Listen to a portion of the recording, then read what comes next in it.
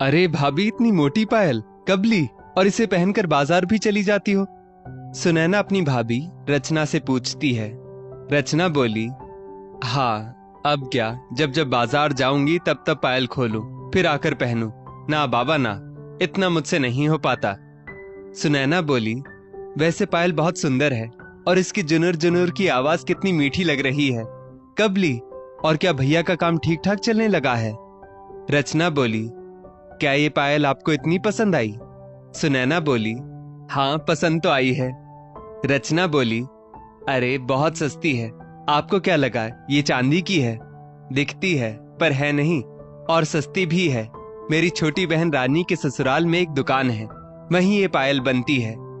सुनैना ने झट से पूछा, कितने की है? रचना बोली, मात्र 350 की। सुनैना ने झट से पैसे निकाले और रचना को देते हुए बोली, तो कभी आपकी बहन आए तो मेरे लिए भी एक मंगवा देना। रचना कुछ कहती उससे पहले उसकी सास बिंदु जी कमरे में आई। बेटी को पैसे देते देख बोली, तुम अपनी ननद से किस बात के पैसे ले रही हो? सुनैना झट से बोली, अरे माँ, भाभी की पायल मुझे बहुत अच्छी लगी, मैं तो सोच रही थी चांदी की है, पर ये तो बहुत सस्ती है, इनकी बहन के ससुराल के पास ही मिलती है, तो मैं कह रही थी कि मेरे लिए भी मंगवा देना। बिंदु जी बोली, मानती हूं कि तेरे भाई का काम अच्छा नहीं चल रहा, तो तेरी भाभी तुझे चांदी की पायल नहीं दे सकती, पर क्या नकली पायल भी देने की औकात नहीं? और अब क्या इसके पैसे लेगी? कोई कुछ कहता उससे पहले रचना ने अपनी पायल खोली और बड़े प्यार से ननद को पहनाते हुए बोली, हाँ हाँ, क्यों नहीं सुनैना, मैं पहनूं तुम पहनो, एक ही बात है। कहकर रचना अपने आंसुओं को छुपाते हुए वहां से चली गई। सुनैना बोली, माँ, ये आपने अच्छा नहीं किया। एक तो बेचारी की आर्थिक स्थिति ठीक नहीं, इसलिए नकली पायल पहनती है, वो भी आपने मुझे दिलवा दी। बिंदु जी बोली, तो ननद भाभी के रिश्ते में ऐसा लेन देन चलता रहता है, और बात आई गई हो गई। वक्त बीता।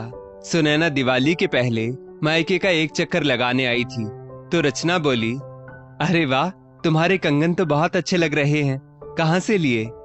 सुनैना बोली, बस भाभी, घर के पास एक दुकान है, वहीं से, ब्रास के हैं, अच्छे लगे आपको? रचना बोली, हाँ, बहुत प्यारे लग रहे हैं, अपने सोने के कंगन तो इनके काम के लिए गिरवी रखवा दिए थे मैंने, तो मैं भी सोच रही थी कि ऐसे ही कंगन ले लो। सुनैना बोली, तो भाभी ले लो ना, ज्यादा महंगे भी नहीं, सिर्फ 300 रुपए के हैं। रचना बोली, मेरा जाना तो नहीं हो पाता, अगली बार आओ तो मेरे साइज के कंगन ला देना, मैं तुम्हें पैसे दे देती हूँ। सुनैना बोली, ठीक है भाभी। तो रचना ने तुरंत ननद को 300 रुपए लाकर दे दिए। तभी बिंदु जी कमरे में आते हुए बोली, अरे किस चीज के पैसे दे रही हो तुम मेरी बेटी को? सुनैना बोली, अरे कुछ नहीं माँ, भाभी को मेरे कंगन पसंद आए तो उन्होंने अपने लिए भी लाने को कहा है। और भाभी, आप मुझे पैसे क्यों दे रही हैं? पिछली बार आपने मुझे 350 की पायल दी थी और मुझसे भी पैसे नहीं लिए थे। रचना कुछ कहती उससे पहले बिंदु जी फिर बीच में बोली, अरे पैसे के मामले में कुछ नहीं रखना चाहिए, तुम तो बेटी हो तो तुम्हारा चलता है, और बहू तुम भी बस 300 रुपए पकड़ा रही हो, तुम्हारा भी जवाब नहीं।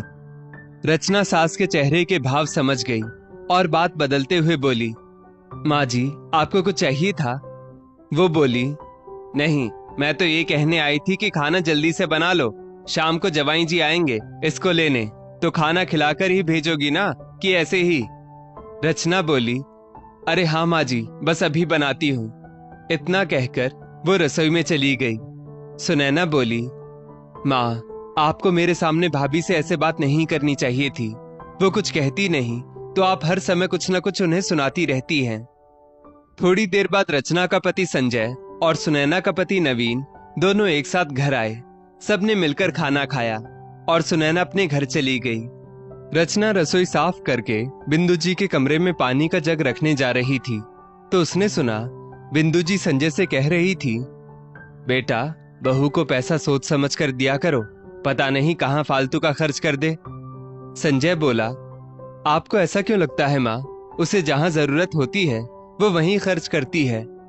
बेटे का जवाब सुनकर बिंदु जी बोली, खैर छोड़ो, ये बताओ तुम्हारा काम कैसा चल रहा है? संजय बोला, ठीक करने की ही कोशिश कर रहा हूँ, पर आजकल काम इतना है कि थक जाता हूँ। जैसे ही रचना कमरे में आई, बिंदु जी बोली, हाय मेरा बेटा कितना थक जाता है, पर कोई समझे तब ना।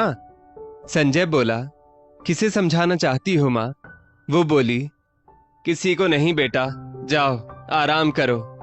रचना समझ रही थी कि वो 300 रुपए ही उनके दिमाग में घूम रहे हैं। दरअसल रचना के परिवार में ले देकर सिर्फ ये 3 लोग हैं। एक ननद है जो इसी शहर में रहती है और महीने में एक आध बार आ जाती है। बिंदु जी यूं तो अच्छी है, पर पता नहीं क्यों जब भी रचना अपने पर कोई खर्च करे तो उन्हें पसंद नहीं आता। हाँ, बेटी को दे तो उनको चलता है। वक्त बीता, रचना की बहन रानी उससे मिलने आई। रचना ने उसकी अच्छे से आवभगत की और जब वो जाने लगी तो बड़ी बहन होने के नाते उसे एक साड़ी पर कुछ पैसे रख कर दिए। अब ये बात बिंदु जी को अच्छी नहीं लगी। जैसे ही रानी गई, बिंदु जी बोली, मेरा बेटा सुबह से रात तक कोल्हू का बैल बनकर कमाता है और तुम उड़ा देती हो। अपने घर और पति का कुछ तो ख्याल रखो। रचना बोली, माँ जी, मैंने कौन सा अपनी बहन को सोना चांदी दे दिया और इनसे कौन से पैसे मांगे? बिंदु जी बोली, उससे पैसे नहीं मांगे तो क्या मायके से लाई या कहीं से चुराए हैं? रचना नम आंखों से बोली, ये आप कैसी बात कर रही हैं? मैं कभी भी अपने खर्चे के लिए इन्हें परेशान नहीं करती। मुझे भी पता है कि इनका काम अभी ठीक नहीं चल रहा है। बिंदु जी बोली, इतना होश होता ना बहू तो आज मेरा बेटा परेशान नहीं होता। कहां से लाई तुम ये पैसे, क्योंकि तुम तो कोई जॉब भी नहीं करती। रचना बोली, मानती हूं मैं कमाती नहीं, पर मैं गृहिणी तो हूं और मुझे घर खर्चे में बचत कैसे करनी है उतना तो पता है। बुरा मत मानिएगा माँ जी, उस दिन जब सुनैना मुझे पायल के पैसे दे रही थी तब तो आपने लेने से मना कर दिया, और आज जब मैंने उसे कम पैसे दिए तो आपको खलने लगा। बिंदु जी बोली, बात मत बदलो, तुम जो पैसे बचाती हो वो भी मेरे बेटे के हैं, तुम्हारे थोड़ी ना है। रचना कुछ जवाब देती तभी संजय घर में कदम रखते हुए बोला, माँ, तुम्हें किसने कह दिया कि एक गृहिणी कमाती नहीं है और घर में बचत किए गए पैसों पर क्या पत्नी का कोई अधिकार नहीं? माँ, ये बात आप कह रही है। जब पापा आपको घर खर्चे के लिए पैसे देते थे तो आप मोल भाव करके बचत करती थी ना? बिंदु जी बोली, हाँ करती थी, पर। संजय बीच में बोला, पर क्या माँ, आप उन्हीं पैसों से अपने लिए कुछ न कुछ खरीदती रहती थी या हमें कुछ दिलाती थी, और कई बार तो आपने पापा की भी मदद की है। तो जो पहले आप करती थी आज वही आपकी बहू कर रही है, तो गलत कैसे हुआ? बेटे की बात सुनकर बिंदु जी चुपचाप कमरे में चली गई।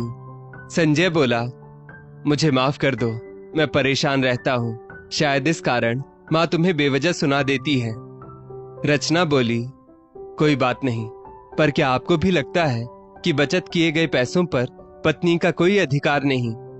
संजय बोला, देखो, जो मैं तुम्हें घर खर्चा देता हूँ उसमें अपनी समझ से अगर तुम कुछ बचा लेती हो तो वो तुम्हारी कमाई है, उस पर मेरा कोई अधिकार नहीं।